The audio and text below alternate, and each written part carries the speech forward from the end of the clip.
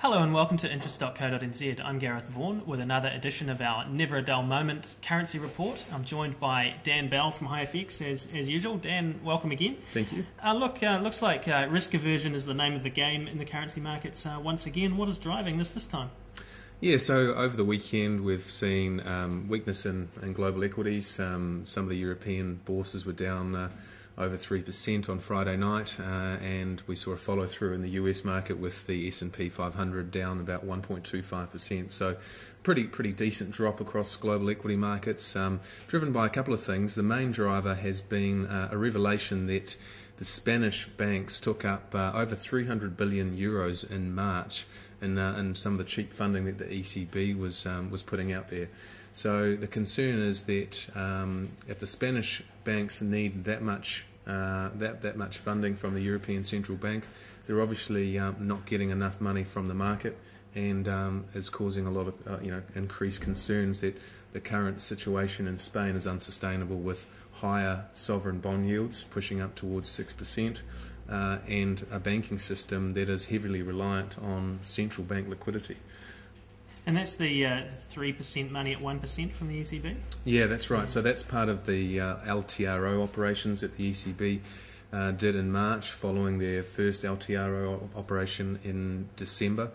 So this revelation has spooked the markets again. Spain has been in the sort of radar, if you like, over the last few weeks. Their sovereign bond yields have been pushing up.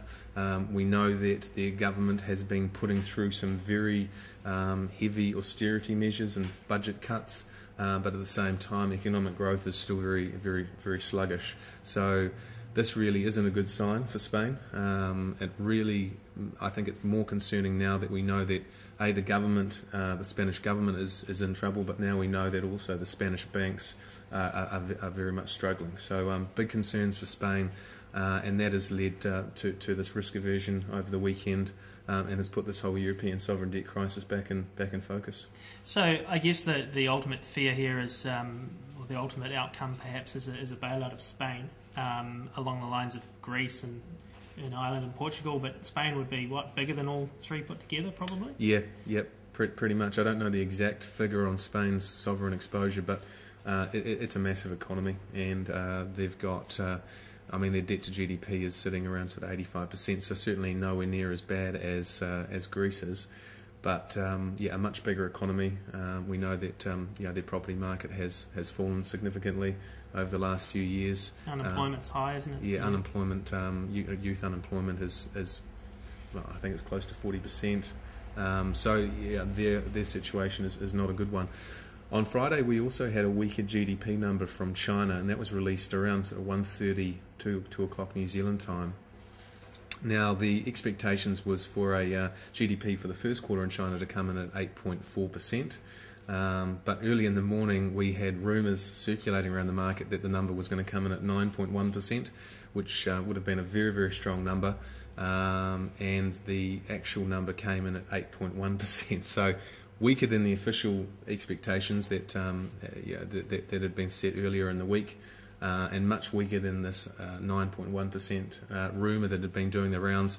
Naturally, on the basis of that rumour, the New Zealand dollar was up significantly against the US dollar in the morning, as was the Australian dollar. Both came under selling pressure after that weaker Chinese number, and through the afternoon and into the European session, we saw the market react negatively to that Chinese number as well. So this week, I guess a couple of the key things, we get the minutes from the last Reserve Bank of Australia rate-setting meeting, so we get perhaps some more hints in terms of what they might do on May the 1st when they have their next rate-setting meeting. And in New Zealand, we have the Consumer Price Index. Yeah, that's right. So on the Aussie side, RBA meeting minutes released tomorrow. They left. They cut interest rates. We're talking that the 1st of May meeting is coming up, so what we're going to get an insight into is whether or not there's going to be room for further interest rate cuts from Australia. The situation in Australia, I mean, we've had some mixed data out of Australia recently. Last week we had a very, very strong employment number from Australia. The expectation for March was for jobs to come in at about plus 6,000 new jobs.